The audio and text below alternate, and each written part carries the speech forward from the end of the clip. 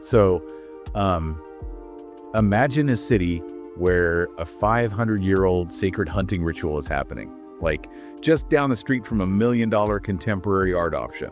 Oh, and all while a 3 a.m. traffic jam of goobers is just trying to navigate its way to a packed beach club. Right, exactly. And that city is Accra, Ghana. Welcome to the Deep Dive. We are absolutely thrilled to have you, the listener, pulling up a chair with us today. Yes, a huge warm welcome to you. It is genuinely wonderful to have you along for the ride today. Seriously, we've built this entire conversation around you, so get comfortable. You know, usually when we talk about a city having a cultural moment, it's a very slow, predictable thing. Yeah, like a neighborhood gentrifies over a decade, or a few galleries slowly open up. Right. Maybe a distinct music scene bubbles up in the underground for 20 years before anyone actually notices.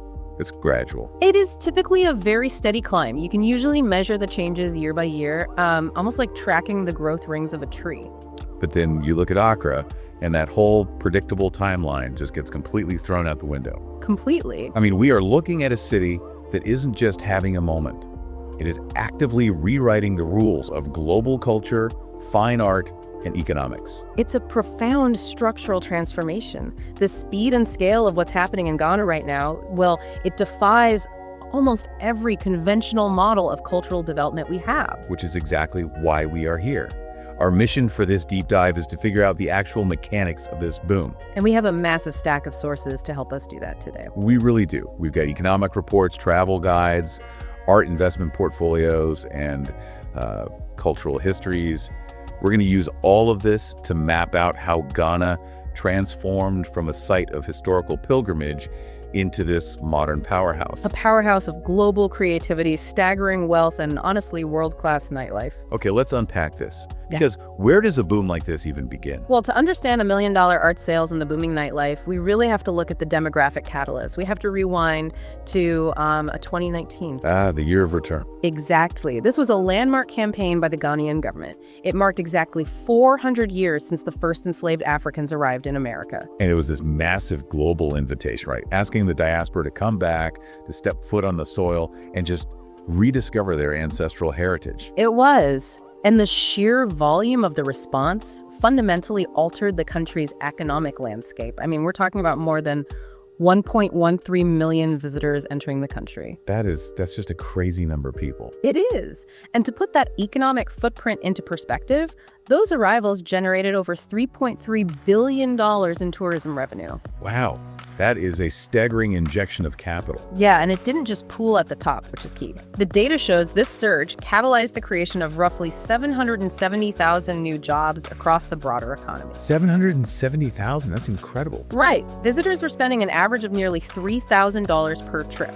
So when you break that down to the street level, local artisans and creatives saw their monthly incomes jump. Like, how much of a jump are we talking? Well, many went from about $450 to $750 almost overnight, just from the sheer volume of people wanting to engage with the culture. It's almost like this massive, deeply emotional family reunion that unexpectedly morphed into the founding of a permanent economic hub. That's a great way to look at it, actually. Because, people came to visit historical sites like the Cape Coast Castle and Omina Castle. And these are profound, heavy symbols of resilience. Extremely heavy. But then they looked around and realized they didn't just want to visit, they wanted to build. And the government saw that psychological shift and immediately capitalized on it. They didn't let the momentum fade after December 2019. Right, they transitioned into these long-term initiatives, like the Beyond the Return framework. Yes, and the Black Star experience. They introduced e-visas to lower the barrier to entry, and they formalized pathways like the right of abode. Let's pause on that for a second, because the right of abode is a huge deal. For anyone listening who might be unfamiliar, that's a legal status allowing people of African descent to live and work in Ghana indefinitely, right? Exactly. It completely removes the friction of endless visa renewals. It changes the entire relationship between the diaspora and the state. So they essentially streamlined the pathways to legally own property and build businesses. They did. They invited a temporary tourism boom to become a permanent demographic reality. But I do have to push back here a little bit.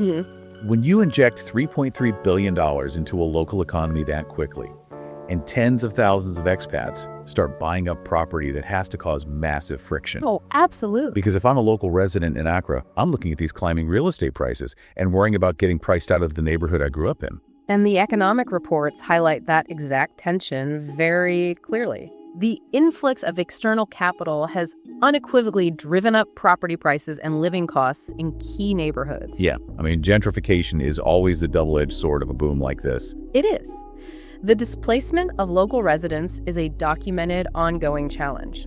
The reality the country faces right now is figuring out how to manage rapid economic growth while maintaining social inclusivity. Because they need to ensure that this new wealth actually circulates through local microenterprises, right? Precisely. Rather than just remaining concentrated among elites and international developers, it's a complex reality. It's an incredibly difficult balance to strike. But if we connect this to the bigger picture, this fresh, immense capital is the direct funding mechanism for the country's current creative renaissance. Right, because the diaspora didn't just bring foreign currency. Exactly. They brought a renewed, urgent search for identity. They wanted to buy culture, which created an instant, highly capitalized market for local artists to thrive in. Which brings us to a really important point. This creative renaissance didn't just appear out of thin air because some expats showed up with checkbooks. No, not at all. It is built on a bedrock of centuries-old traditions. We're talking about a visual and spiritual vocabulary of public celebration that has defined Ghana for centuries. The contemporary art scene just cannot be understood without first looking at the traditional festivals. Yeah, these aren't just historical reenactments. Right, they are the living, breathing source code for modern Ghanaian aesthetics. And the sheer variety of these ancient festivals across the country is just incredible. Down in Winneba, you have the Abakura Festival. Oh, that one is fascinating. It's a 300-year-old tradition where two groups hunt down and capture a bushbuck using nothing but their bare hands. And then you have the Bakatu Festival in Elmina, which marks the fishing season. That one is so old, it actually predates the arrival of the Portuguese 500 years ago. It's just wild to think about that kind of historical continuity. It really is. There is also Homowo in the greater Accra region, which translates to mocking hunger. Mocking hunger. Yeah, it's a communal celebration timed with the largest harvest of vish and grain, deeply tying the community to the agricultural cycle. But the one that really stopped me in my tracks while reading our sources is the Kwasade Festival in Kumasi. Ah, yes, the Ashanti Kings Festival. Right, because this isn't an annual event. It operates on this highly specific, continuous 42-day cycle. Yes, every sixth Sunday and then the 17th day after that. And the king holds court amid this overwhelming display of traditional drumming, blaring horns, and just vibrant regalia. But I was reading through this, and honestly, my first thought went straight to tourism corruption. How do you mean? Well, when 1 million people show up with dollars to spend, usually the local culture turns into a theme park, Do these ancient sacred festivals run the risk of becoming watered-down tourist traps? That's a very fair question, but the sources make a very distinct point about this. These events are deeply authentic bedrock. So they aren't just putting on a show for the diaspora now. Not at all. They are not engineered for tourists. As one of the cultural guides notes specifically, the traditional festivals happen independently of the tourist economy. They just happen to be accessible to visitors. Exactly. The Akwaside cycle would continue its 42-day rhythm whether 1,000 cameras were watching or none at all. So the visitors are just lucky observers to something completely authentic. The authenticity is the point. And mechanistically, the intense communal energy of these festivals serves as a direct inspiration for Ghana's modern creators. You mean like the specific rhythmic structure of the drumming or the bold color palettes of the kente cloth? Yes, the gold regalia, the communal energy. Contemporary painters and musicians are essentially taking this ancient visual and auditory language and translating it for the 21st century global market. Okay, so we have this massive influx of diaspora wealth looking to connect with its roots. And we have this incredibly rich 500-year-old visual vocabulary. The question is, how do those two things actually meet? And it seems like the bridge between ancient tradition and the modern fine art explosion is street culture. Specifically, a festival called Chael Wote. Yes. the Jollof Street Art Festival. It's the vital missing link in this whole ecosystem.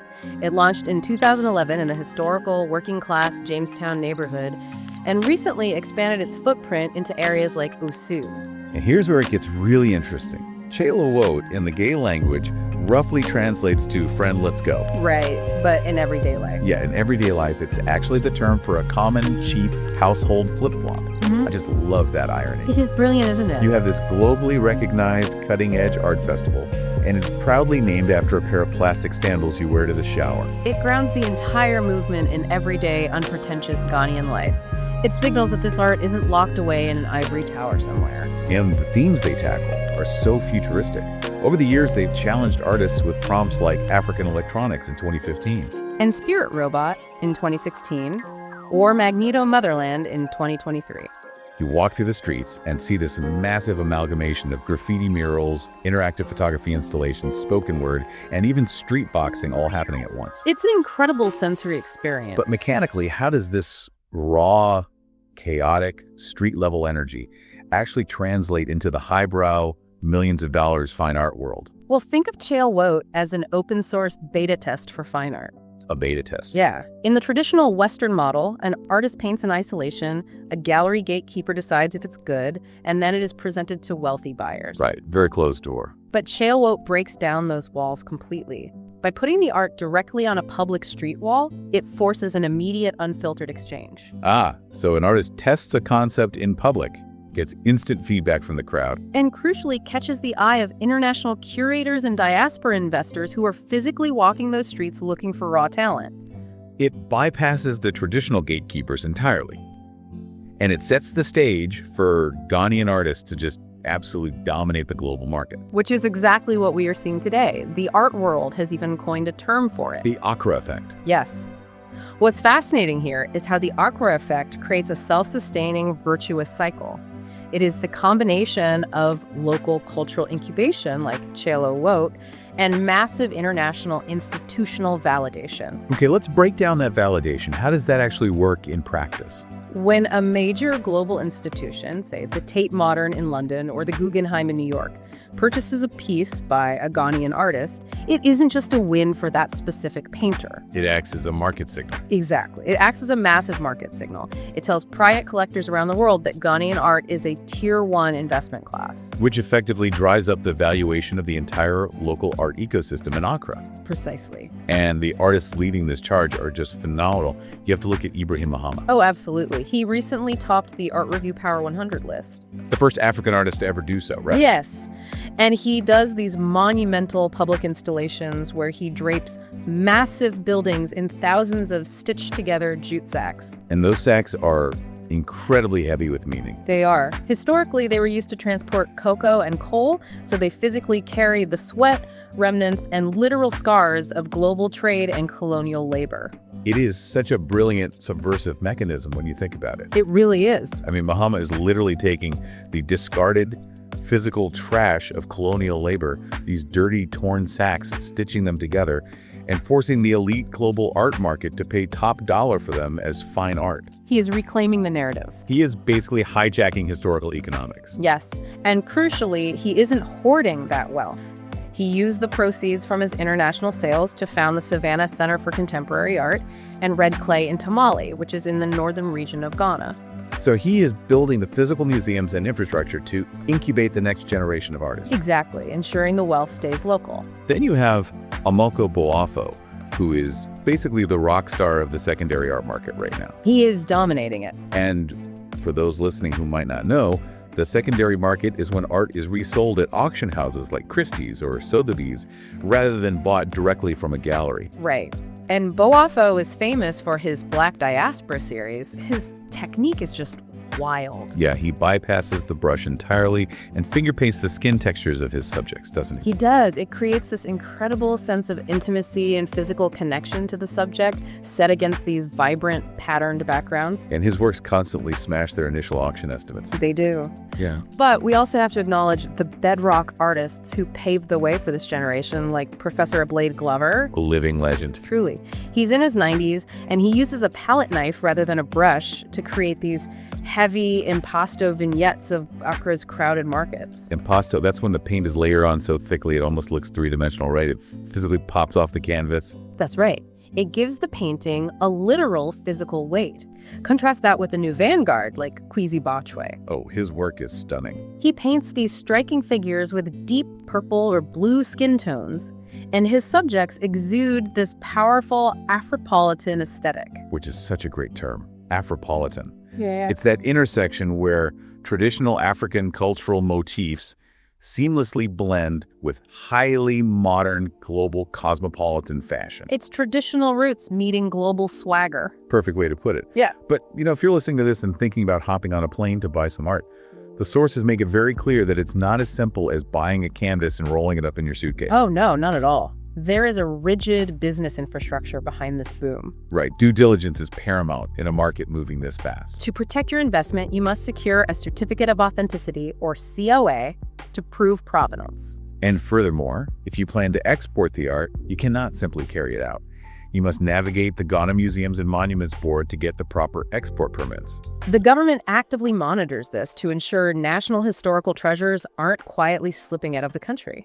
And the logistics are serious. You can't just drop a $50,000 painting in the regular mail. Definitely not. You have to rely on specialized fine art shippers, like DHL Art. Because they provide climate-controlled crating, right? Yes, to protect the pieces as they move from the humidity of Accra to, say, a dry apartment in New York or London.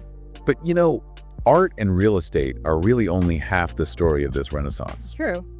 Because after you've spent the day negotiating with galleries and experiencing ancient festivals, this massive influx of global creatives, diaspora visitors, and sudden wealth culminates in something else entirely. Accra's nightlife. Yes. The nightlife scene in Accra isn't just an afterthought. No, it operates on a scale and a schedule that genuinely rivals any major global capital, from Berlin to Miami. And when we say late, we mean late. If you show up to a club in Accra before midnight, you are going to be standing alone with the bartender. Literally alone. Doors might officially open at 10 p.m., but the floor only peaks between 1 a.m. and 3 a.m. And the parties routinely run until 5 a.m. or later. You also have to be prepared for the dress code. Smart casual is the absolute baseline.